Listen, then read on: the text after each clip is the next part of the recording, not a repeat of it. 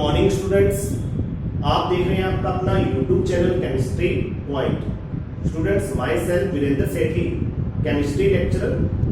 Students, आज हम कक्षा 10 के तीसरे पार्ट जिसका नाम है धातु एवं अधातु यानी मेटल एंड नॉन मेटल को स्टार्ट करेंगे। स्टूडेंट्स, सबसे पहले मैं आपको ये बता दूं कि धातु और अधातु ये तत्वों के प्रकार होते हैं। तत्व यानी एलिमेंट। मैंने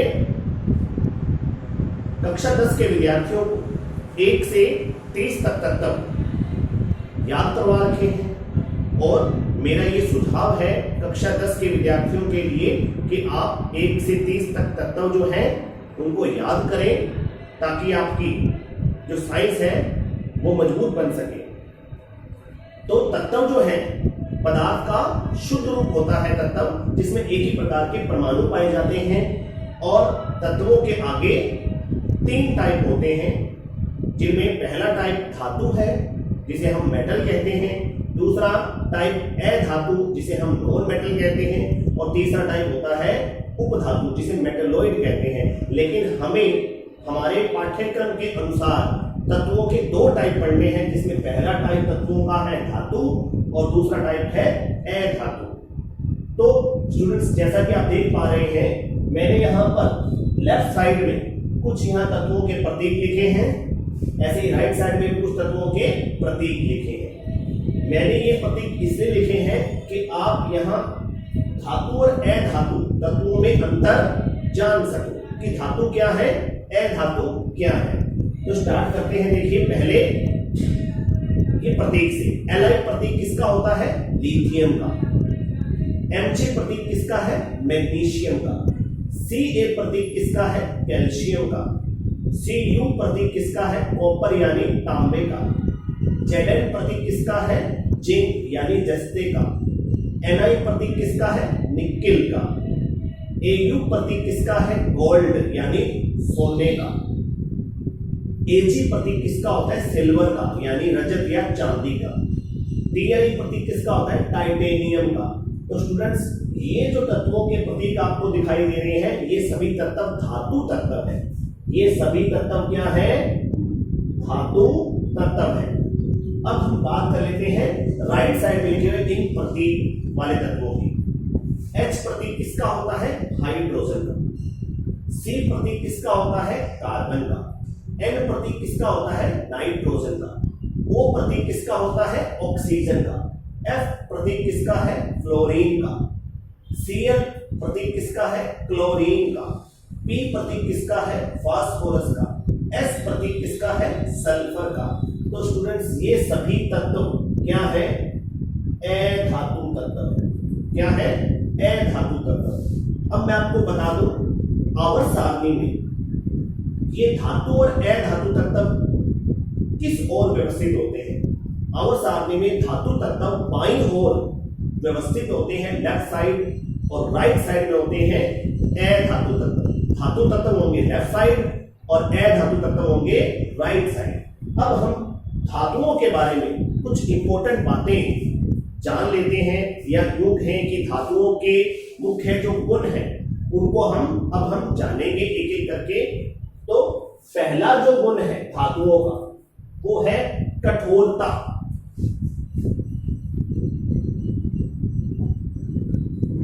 कठोरता, हार्डनेस।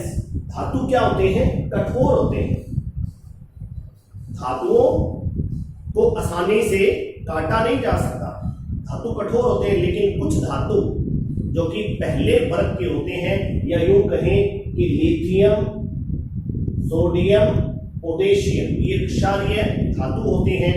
ये धातु मुलायम भी होते हैं, इसलिए इन धातुओं को आसानी से चाकू से काटा जा सकता है। तो याद रखना स्टूडेंट्स आपने कि ये जो प्रथम वर्ग के धातु तत्व होते हैं, लिथियम, सोडियम, पोटेशियम, इनको चाकू से आसानी से काटा जा सकता है। ये मुलायम होते हैं। और बाकी लगभग सभी धातु क्या होते हैं? कठोर होते हैं, मजबूत होते हैं। अब दूसरे गुण की बात करें, इनकी भौतिक अवस्था। तो सभी धातु लगभग ठोस अवस्था में मिलते हैं। सभी धातु क्या होते हैं, ठोस होते हैं, यानी उनकी अवस्था कौन सी होती है, ठोस होती है। लेकिन एक धातु अपवाद है जो कि ठोस अवस्था में नहीं पाया जाता। वो अपवाद वाला धातु कौन सा है, वो अपवाद वाला धातु है Hg, यानी मरकरी। जो Hg धातु है उसका नाम है मरकरी यानी पारा। तो जो पारा धातु है वो द्रव अवस्था में पाया जाता है, ये ठोस अवस्था में नहीं मिलता। तो ये इंपॉर्टेंट प्रश्न भी है, आपने इसको नोट कर लेना है कि एकमात्र धातु जो द्रव अवस्था में पाया जाता है वो कौन सा है, पारा है, मरकरी है, Hg। और लगभग सभी धातु क्या मिलते हैं, ठोस अवस्था में मिलते हैं।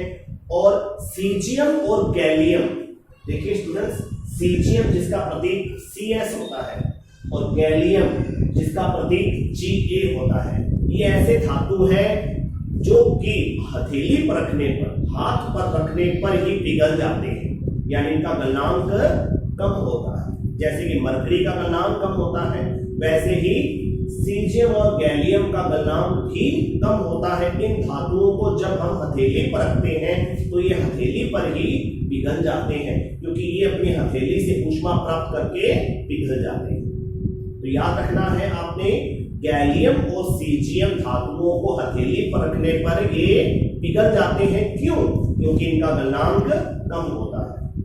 अब हम इनके तीसरे गुण की बात करते हैं। तीसरा गुण है इनका आघात वर्धनीयता। आघात वर्धनीयता, इसका मतलब है कि जब धातुओं पर चोट मारी जाती है, धातुओं को अपने जब पीटते हैं तो उनका आकार बढ़ जाता है, यानी वो फैल जाते हैं। आघात का मतलब होता है चोट और वर्धनीयता का मतलब होता है फैल जाना। तो आपने देखा होगा लोहार क्या करता है, लोहे को गर्म करके हथौड़े से जब पीटता है तो लोहे का आकार बढ़ जाता है।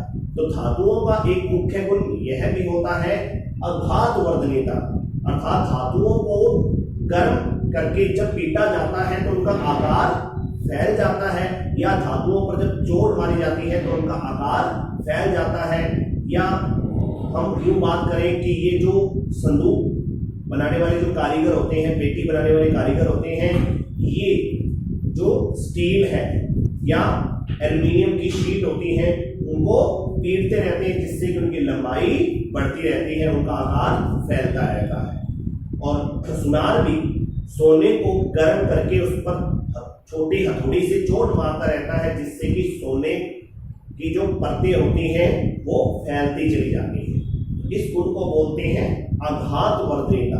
आघात वर्धनीयता का मतलब होता है धातुओं को चोट मारने पर, हथौड़े से या किसी भारी चीज से जब हम चोट मारते हैं तो धातुओं का आकार जो होता है वो फैल जाता है। इस गुण को बोलते हैं आघात वर्धनीयता।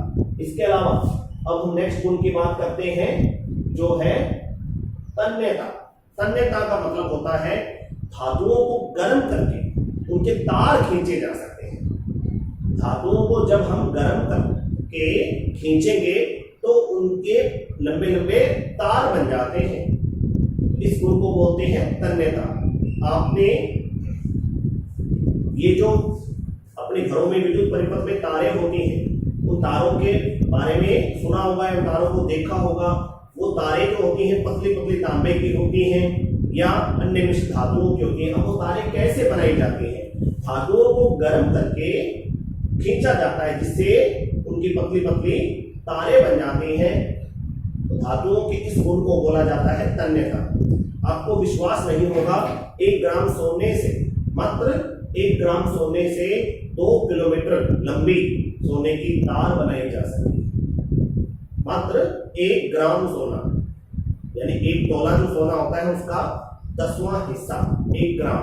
1 ग्राम सोने से 2 किलोमीटर लंबी तार बनाई जा सकती है। इसका मतलब सोने में कौन सा गुण उपस्थित है? तन्यता।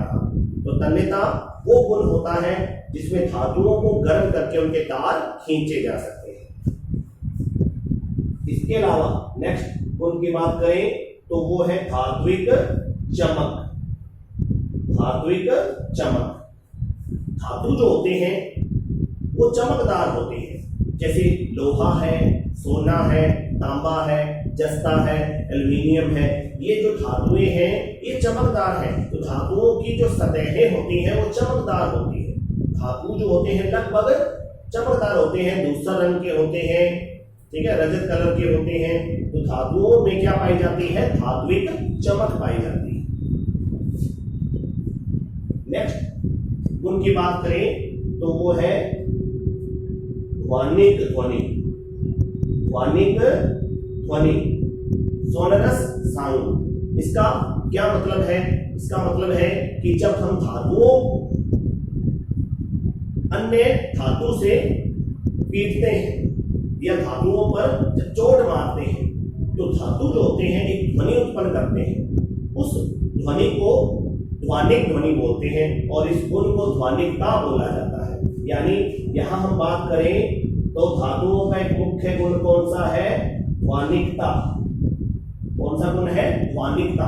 ध्वनिकता का अर्थ है कि जब हम धातुओं पर चोट मारते हैं तो वो ध्वनि प्रोड्यूस करते हैं। इस गुण को ध्वनिकता बोलते हैं और उत्पन्न होने वाली ध्वनि को ध्वनिक ध्वनि बोलते हैं। जैसे स्कूल बेल, जब हमारे क्लास में पीरियड चेंज होता है, एक टीचर चला जाता है, दूसरा आता है, तो जो टीचर जाता है वो कैसे जाता है? जैसे बेल लगती है उसको पता लगता है कि मेरा ये पीरियड अब खत्म हो चुका है और नया टीचर हमारी क्लास में आ जाता है। तो जो बेल की आवाज है, जब बियॉन हमारे स्कूल की जो बियॉन होती है या बियॉन मेल है, फीमेल है, वो अलग बात है। जो बियॉन है वो जो चोट मारता है घंटी पर, तो घंटी से आवाज आती है खन, और वो आवाज हमारे कानों तक कई देर तक गूंजती रहती है। तो धातु को पीटने पर उससे जो आवाज निकलती है उसे हम क्या बोलते हैं? ध्वनिक ध्वनि, और उस गुण को बोलते हैं ध्वनिकता। तो स्टूडेंट्स, आज के इस लेक्चर में हमने धातुओं के कुछ मुख्य गुणों के बारे में जाना, जैसे कि धातु क्या होते हैं? कठोर होते हैं। लेकिन पहले वर्ग के धातु लिथियम, सोडियम, पोटेशियम क्या होते हैं? मुलायम होते हैं। इसी कारण उनको चाकू से आसानी से काटा जा सकता है। नंबर 2, ठोस अवस्था। धातु लगभग ठोस अवस्था में मिलते हैं, लगभग मतलब एक दो को छोड़। उनमें से मरकरी अपवाद है। मरकरी यानी पारा द्रव अवस्था में मिलता है। तो एकमात्र धातु जो द्रव अवस्था में मिलता है वो होता है पारा। इसके अलावा सीजियम और गैलियम की गलनांक कम होते हैं, जिनको हथेली पर रखने पर वो हाथ पर ही, हथेली पर ही पिघल जाते हैं। उसके बाद है आघात वर्धनीयता। धातुओं को चोट मारने पर उनका आकार जब फैल जाता है, इसी गुण को हम क्या बोलते हैं? आघात वर्धनीयता। इसके अलावा तन्यता, इलास्टिसिटी। धातुओं को गर्म करके उनके तार खींचे जा सकते हैं, इस गुण को बोलते हैं तन्यता। जैसे कि मैंने उदाहरण दिया था अभी, 1 ग्राम सोने से 2 किलोमीटर लंबी तार बनाई जा सकती है। नेक्स्ट है धात्विक चमक। धातु जो होते हैं चमकदार होते हैं, उनकी परतें चमकदार होती हैं, यानी धातुओं का कोई ना कोई कलर बनता है परतों का, और वो चमकदार कलर होता है। इसके बाद हम बात करें लास्ट उनकी, तो वो है ध्वनिकता। ध्वनिकता का अर्थ है धातुओं को जब अन्य धातुओं से पीटते हैं, जैसे लोहे की घंटी पर लोहे के हथौड़ी से या लोहे का जो सरिया है, लोहे की जो रॉड है, उससे जब हम पीटते हैं तो ध्वनिक ध्वनि उत्पन्न होती है, खन की आवाज आती है, और वो आवाज हमारे कानों में कई देर तक गूंजती भी रहती है। तो धातुओं को जब अन्य धातुओं से पीटते हैं तो जो ध्वनि उत्पन्न होती है उस ध्वनि को बोलते हैं ध्वनिकता, ध्वनिक ध्वनि, और उस गुण को बोला जाता है ध्वनिकता। तो स्टूडेंट्स, ये थे धातुओं के कुछ मुख्य गुण। तो नेक्स्ट क्लास में हम पढ़ेंगे अधातुओं के बारे में। Thank you students.